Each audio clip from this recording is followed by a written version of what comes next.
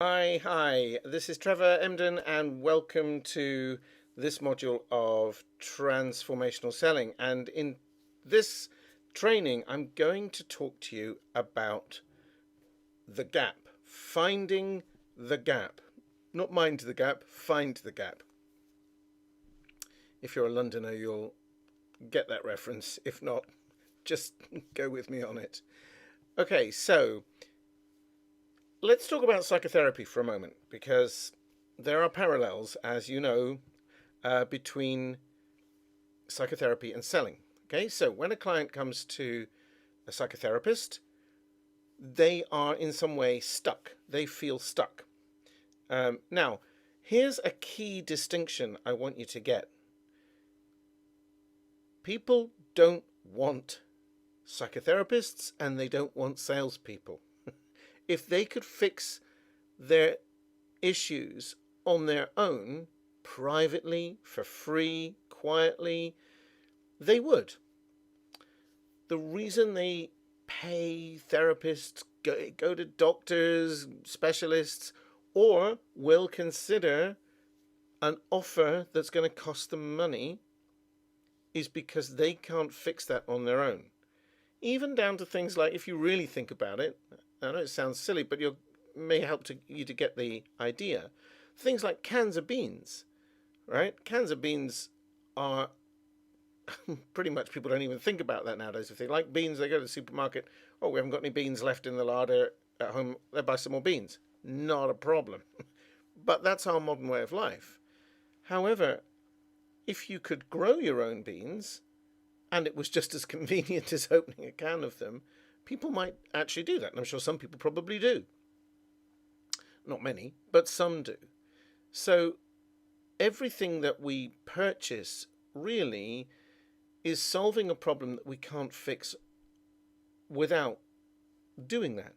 Buying a car, I mean, my life would be really difficult where I live without a car. There aren't many buses, there's very little public transport. I live in a very rural part of England, and to get about would be really inconvenient. Not impossible, but very tricky and inconvenient.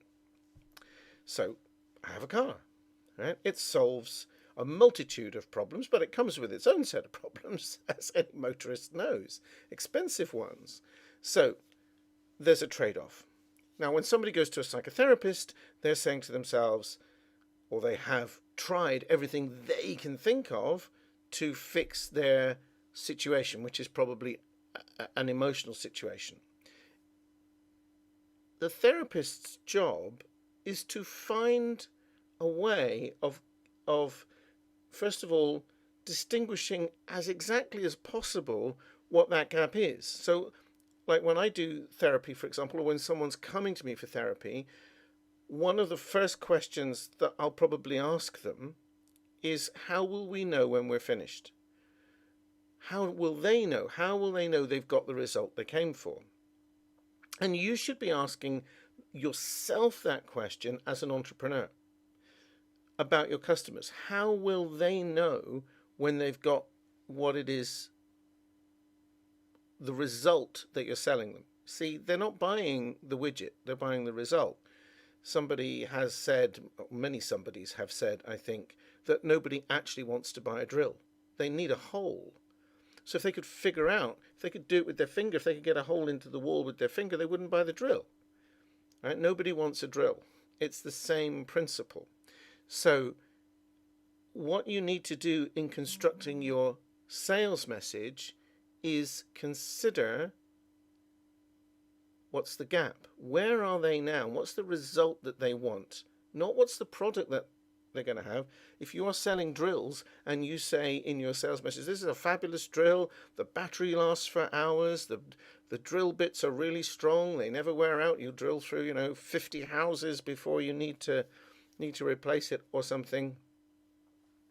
Those are all features of the drill, but ultimately, although they might care about that because they might have tried other drills with batteries that wear out very quickly and drill bits that break and so on, but they still ultimately want a hole. If they reach a point in their lives where they no longer need to make holes in the wall, They're not going to buy your drill or anybody else's. See? So they want a result. So you've got to be clear about what the result is that they want. Now, as an entrepreneur, you can't really ask them, how will you know when you've done it? You have to figure that out in advance for your market as a whole, as well as you can. And that's your market research. And we looked at that in the previous module, Golden Niche Research. If you haven't checked that one out, go back and check it out. Okay? And do the processes in there, because that's where it comes from. But the key point here that I want you to get is that you're selling a result. So what's the gap? Now, there's a bit more to this. That's part one. Part two is, why can't they cross it? Now, clearly, if it's a drill, you can't make a hole in a brick wall with your finger, unless you're Superman or something, maybe. So that's pretty obvious. But in many cases, it's not nearly so obvious. It's like, how many markets are there? So let's talk about one of the favorites, which is almost so favorite it's boring, but make money online. Okay, so there is still an endless stream of products that promise to help you make money online. So the question is, why haven't they made money online up till now? Now, if they're a complete beginner, which these days probably means they're about 10, because surely everybody's tried it over that age. But if you're a complete beginner, maybe that's the reason. You've never ever done it before. That's a part of that market. But for a lot of people, it isn't that. They have tried many different times, many different ways. They think they've tried everything. So the resistance to your offer is going to be high if that's the case. Because they think, what's this person offering me that I haven't seen or heard before? So now your job is to figure out what's in the gap for them. And the metaphor that I was taught and that I find very helpful is to see it as shark-infested water.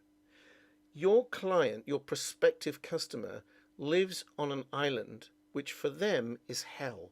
Hell Island. They're stuck and they're struggling with a problem.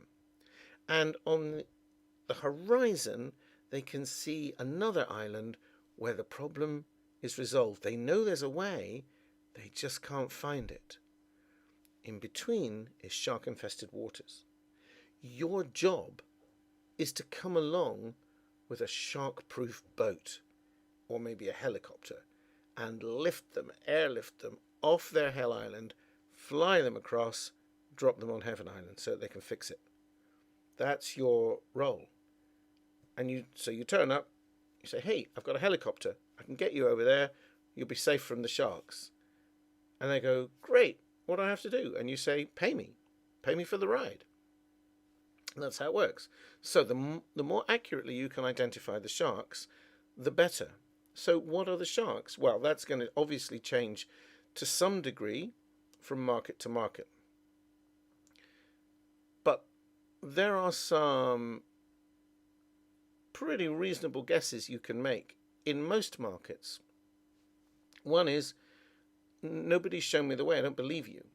Well, if that's the case, you have to make yours very, very believable. Social proof, and your own proof, real proof, testimonials of people who've actually used whatever it is you're doing or availed themselves of your services and have got the result that these other people want. It's powerful. Right? So that's one thing. Disbelief, incredulity. Well, I've seen this before. Will it work for me is pretty common as well in most, not all, but the majority of markets. Like, yeah, but my case is different. So what you need to do, we've already talked about, you need to capture people's attention by getting agreement. Give them the yes set. Right? Do you have this problem? Does this always seem to frustrate you? Yes. Right? And then tell them your story about how it used to frustrate you too. You've got to get in there with them. You've got to say, I struggled with the same sharks. Otherwise you'll lose them. They're not gonna. It's like, well, who are you? It's all right for you. You've already done this. So will it work for me? is answered partially by you, and maybe completely, but certainly addressed by you demonstrating that you feel their pain. You've been there. Now, there is something known as the hero's journey, which you should perhaps Google and check out. You'll see it everywhere. It's very, very old arc of a story idea. Many, many movies have it. One of the ones I like the most, but it's one of thousands, is The Lion King. So in The Lion King, you've got the hero, which is Simba, he was called, wasn't he? The little lion, who needs to become king because his daddy is killed. And I hope that wasn't a spoiler in case you haven't seen it. Oops. And then there are, I can't remember the character played by Jeremy Irons, in the way. There's the villain of the piece in the way, but then he overcomes some difficulties, and then at the last minute there's some other setbacks. I think there was some hyenas. I can't remember all the sequence of the story now, but eventually, of course, he prevails and becomes a beloved king. Right? So you can show elements of that in your story as well. It's like, I thought it was succeeding, then something knocked me back. The more you can, I mean, you don't want to tell well, it depends on the thing, but you don't want to tell a long, you're not going to write War and Peace, obviously.